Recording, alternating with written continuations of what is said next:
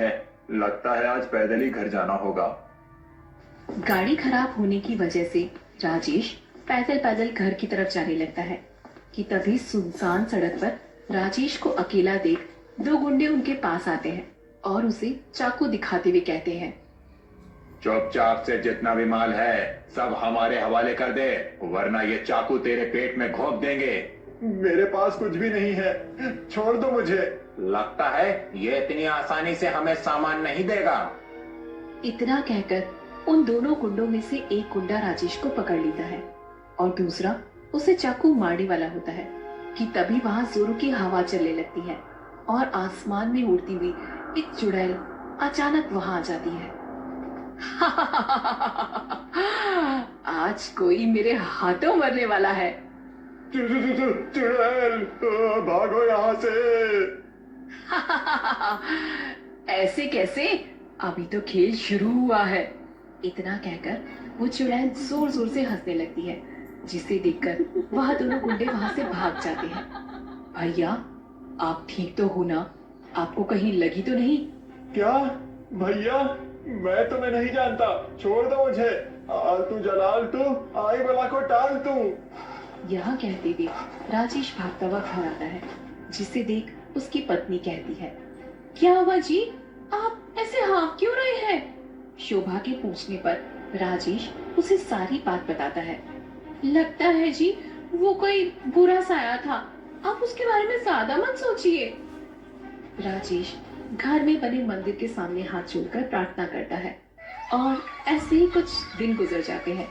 रक्षाबंधन का त्योहार आने वाला होता है, जिसके चलते सारे बाजारों में रक्षाबंधन की काफी रौनक होती है कि तभी अचानक वहां फिर से एक बार और जोर की हवा चलनी शुरू हो जाती है और हवा में उड़ती हुई वही चुड़ैल उस दुकान पर आ जाती है। ये राखी तो बहुत सुंदर लग रही है, ये तुम मुझे दे दो, ये तुम मुझे दे दो। चुड़ैल को अपनी दुकान से राखी लेता देख वो दुकानदार बेहोश हो जाता है और वो चुड़ैल राखी लेकर वहां से गायब हो जाती है। ये लो तुम्हारी मनपसंद दाल खिचड़ी जी। लेकिन पापड़ कहाँ है? वो तो मैं सेकना ही भूल गई, तुम खाओ, मैं ना फटाफट से सेक कर लाती हूँ। शोभा पापड़ सेकने के लिए किचन में जाती है और वही राजेश दाल खिचड़ी खा रहा होता है कि तभी अचानक राजेश को धक्का लगता है और उसे खांसी आनी शुरू हो जाती है। पानी, इसमें तो पानी नहीं है। शोभा। राजेश खांसी रहा होता है कि तभी उसकी तरफ एक पानी का गिलास लिया हाथ आता है, जिसे देखकर राजेश चैन की सांस लेता है।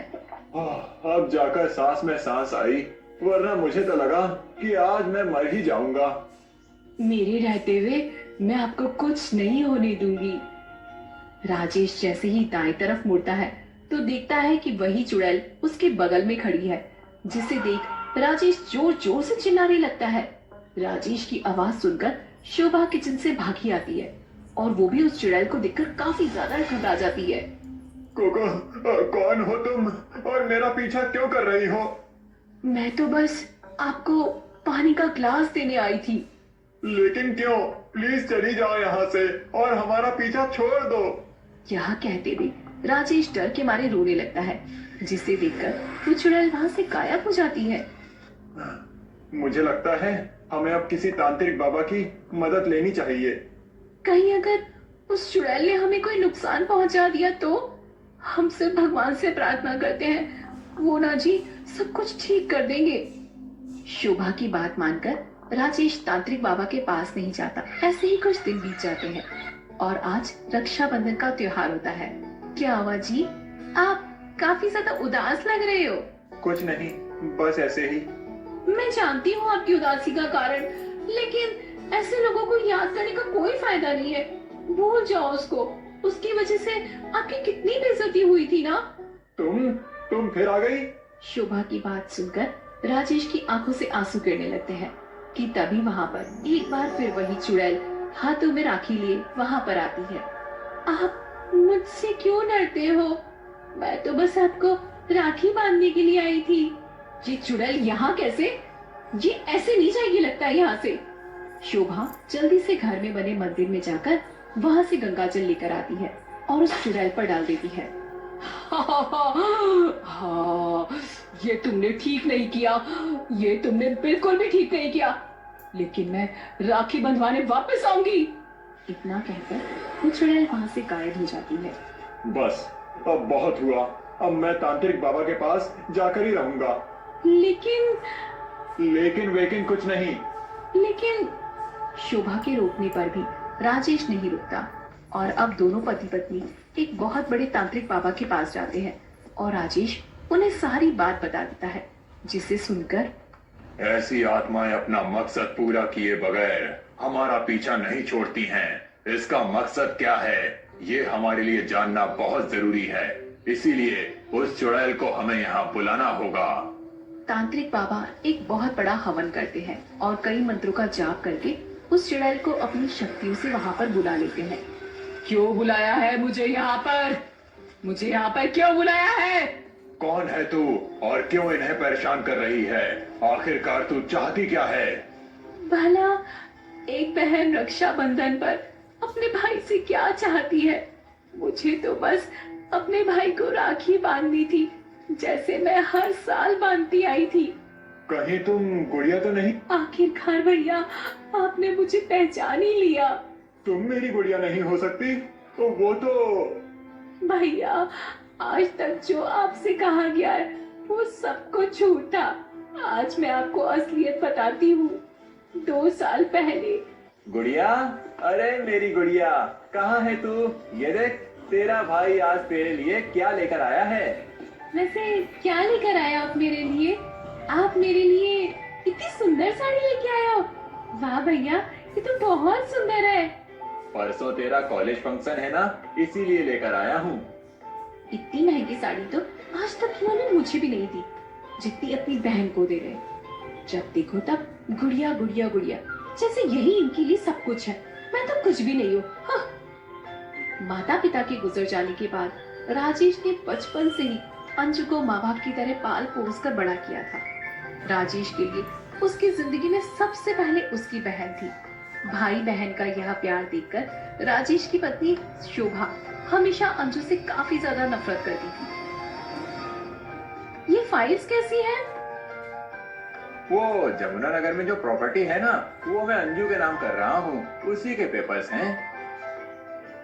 आज तक इतने महंगे महंगे तोहफे देकर इनका मन नहीं भरा क्या, जो अब प्रॉपर्टी भी अपनी बहन के नाम कर रहे? कुछ कर शोभा, वरना तेरे हाथों कुछ भी नहीं लगेगा। प्रॉपर्टी के लालच में आकर शोभा एक प्लान बनाती है और ऐसे ही कुछ दिन गुजर जाते हैं। रक्षाबंधन करीब आने की खुशी में अंजू अपने हाथों से राजेश के लिए राखी बना रही होती है। अरे भाभी, आप ये देखिए ना, मैंने भैया के लिए कितनी सुंदर राखी बनाई है। लेकिन अफसोस कि तुम अब उन्हें ये राखी बांध नहीं पाओगी। ये कैसी बातें कर रही हो भाभी आप? और आपके साथ ये लड़का कौन है? तेरी मौत। इतना कहकर शोभा के साथ खड़ा हुआ सौरभ नाम का लड़का अंजू के पेट में चाकू मार देता है और अंजू जमीन पर गिर जाती है। राजेश भैया,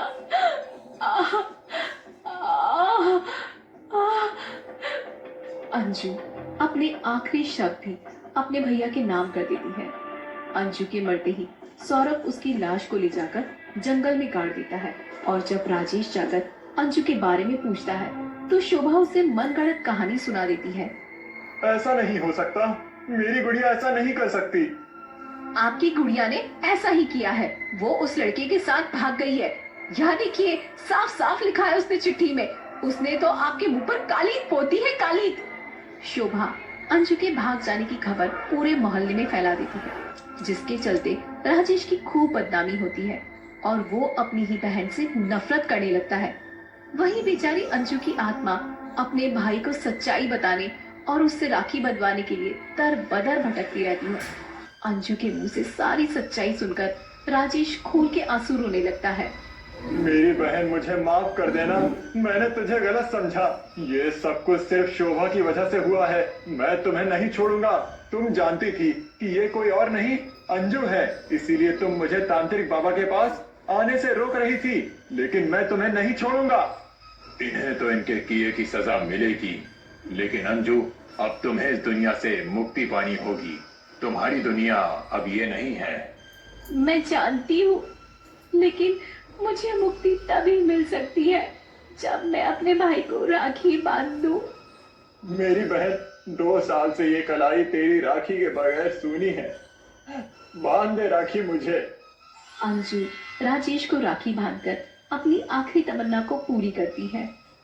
गुड़िया, मेरी बहन रुक जा, मैं तेरे बिना नहीं जी सकता। मुझे भी अपने साथ ले चल। नहीं भैया, अभी आपका समय नहीं आया है। आप फिक्र मत करिए, मैं हर रक्षाबंधन पर आपको राखी बांधने के लिए जरूर आऊंगी। आप अपना ख्याल रखना भैया। यह कहते हुए अंजू रोते हुए अपने भाई से गले लगती है और दुनिया से मुक्ति पाकर आखिरकार अपनी दुनिया में चली जाती है। वहीं राजेश जंगल से अपनी बहन की लाश को ढूंढकर सौरभ और शोभा को उनके किए के लिए सजा दिलवाता है और अब हर साल अंजू की आत्मा अपने भाई को राखी बंधवाने के लिए रक्षा बंधन पर आती है। कुछ देर के लिए ही सही, लेकिन दोनों भाई बहन एक दूसरे से मिलकर एक दूसरे के साथ वक्त